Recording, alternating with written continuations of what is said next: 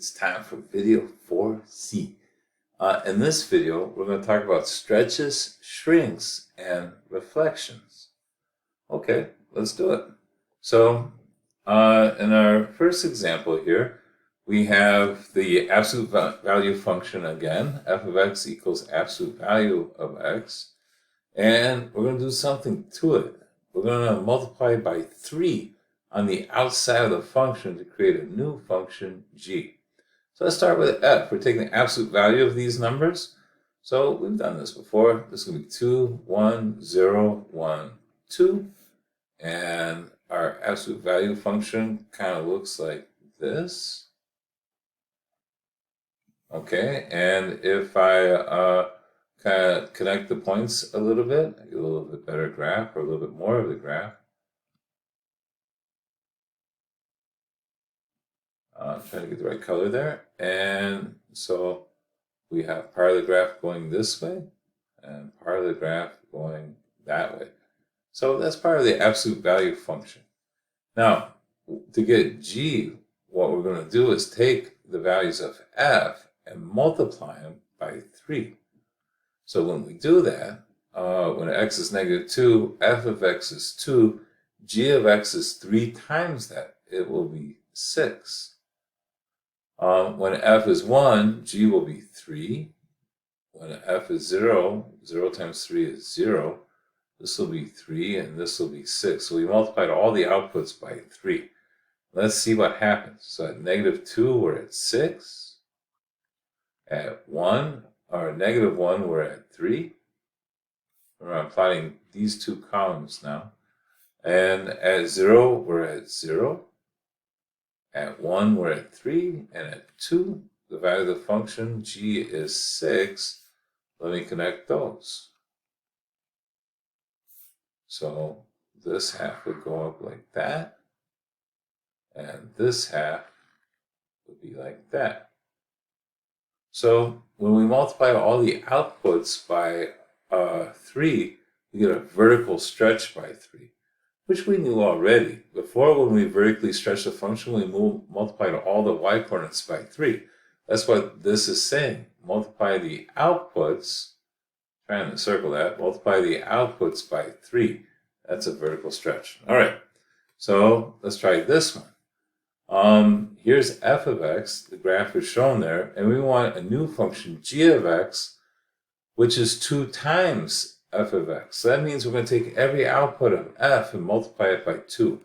So when x is 1, f is 2. We're going to multiply that by 2, we get 4.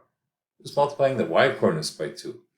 When x is 2, f is 5. G will be 2 times that, 10. Here, y-coordinate's 5. That's going to become 10. And this one is 2. That's going to become 4. And we're going to have our stretched function.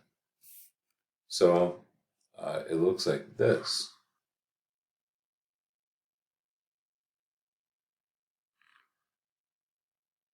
Okay, I kind of missed a little bit up there. But you get the idea. That's a vertical stretch by 2. Okay. You might imagine if we multiply by something less than 1, that's going to cause the function to shrink. I really like vertical transformations. You get exactly what you think you're going to get.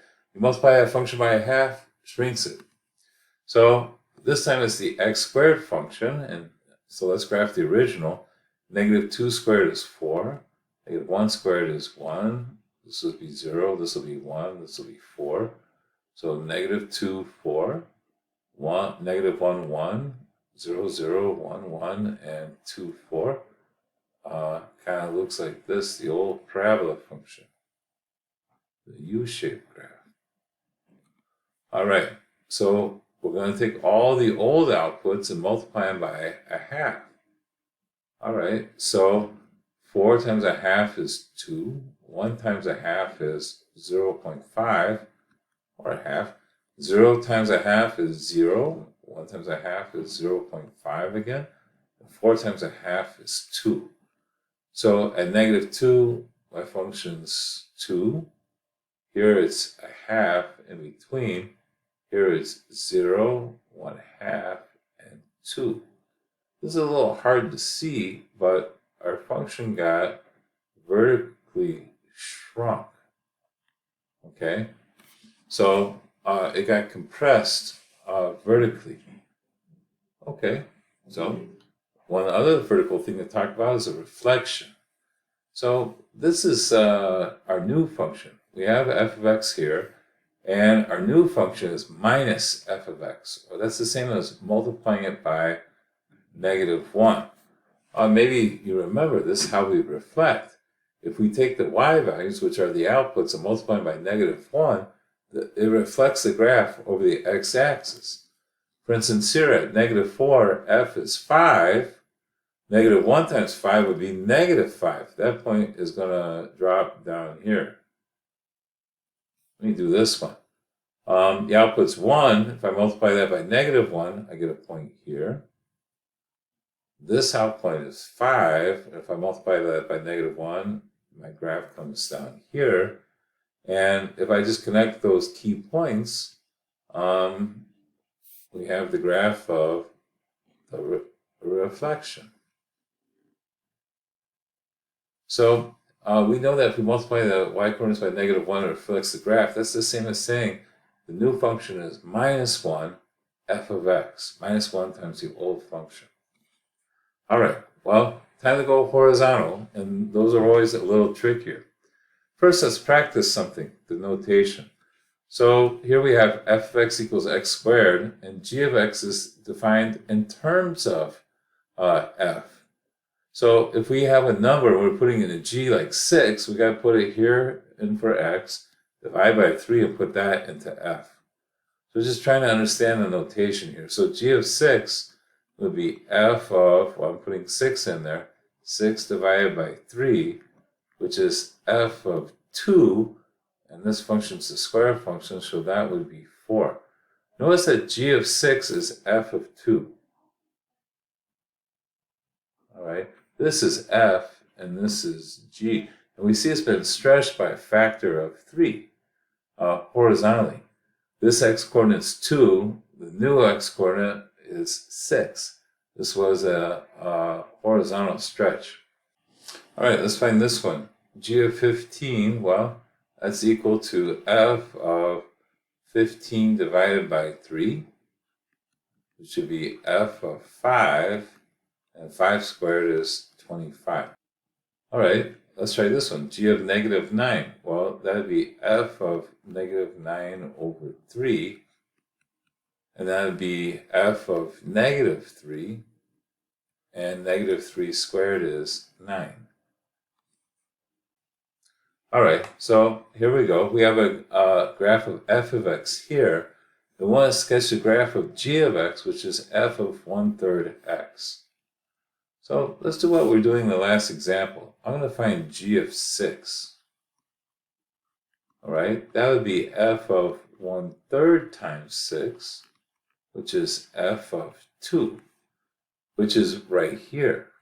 So at 6, g is the same value f was at 2. Let me find g of 0. Well, that'd be f of 1/3 times 0, which is f of 0. Well, g at 0 is the same thing as f of 0, so this point is going to stay here.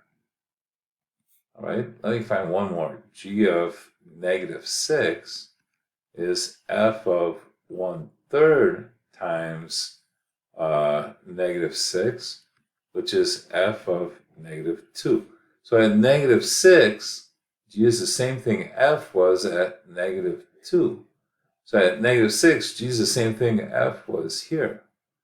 All right, let me connect these functions, or these points, and we have our graph for g. G is going to look like this. So what we see is that when we replace x with 1/3 x, this is a horizontal stretch by 3. Horizontal things are always not what they seem. You think multiplying by 1/3 is going to be a shrink. No, it's actually a stretch. You gotta remember, horizontal transformations are kind of backwards.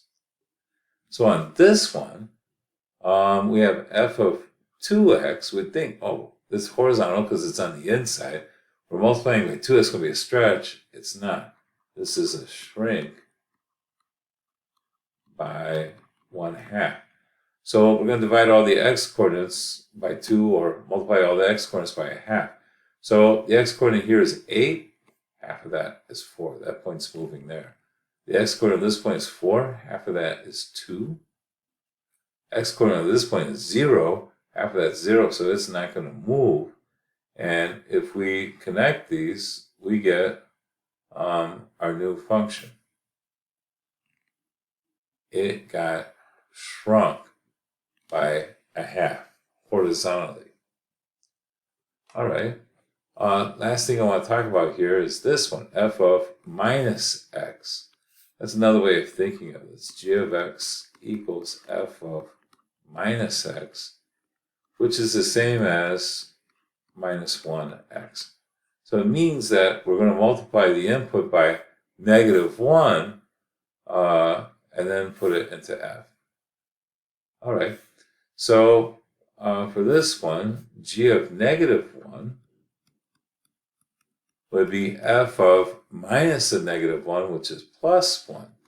At -1, g is equal to what f is at 1. So at -1, it would equal the same thing f is at 1.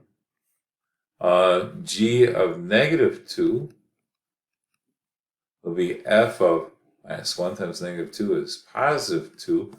So at -2, g is the same thing f is at 2. It would be here. And then finally, let's do one more. G of -4 would be f of the opposite of that, of positive 4. Well, it's going to be the same thing as f of 4. So at -4, g is going to be equal to that. And if we graph it, we get this. So it's on the inside, it's horizontal. If we replace x with -1x or minus x, that's a reflection. All right, so real quick, I want to talk about how you identify these things. So this one is on the inside, so the -6 on the inside, so this is horizontal. It's an addition or subtraction, so it's a shift.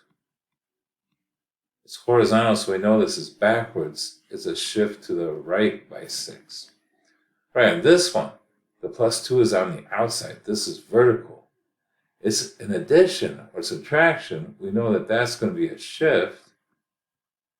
And vertical stuff is what you see. If it says +2, it's up 2. All right, on this one, it's vertical because we're multiplying by 5 on the outside. Is multiplication, and by a number greater than 1, so this is a stretch by 5. So shifts are always addition or subtraction. If it's multiplication or division, it's going to be a stretch or a shrink. All right, this one, the -9 is on the outside, subtraction, so this is a vertical shift down. 9. This one's on the outside, so it's vertical. It's multiplication by a number greater than 1. So this is a stretch, vertical stretch by 2. And finally this one. This is on the inside. It's something horizontal. It's multiplication, so it's going to be a stretch or a shift or a shrink. Horizontal things are backwards, so multiplying by 3 is going to be a shrink by 1/3. All right, that was a whole lot of information, but you'll get really good if you practice at classifying these things, and then drawing them won't be a problem for you. All right, so today's journal assignment, we got some matching for you to do. Go ahead and take a look at each of these transformations and match it to the vertical description. See you next time.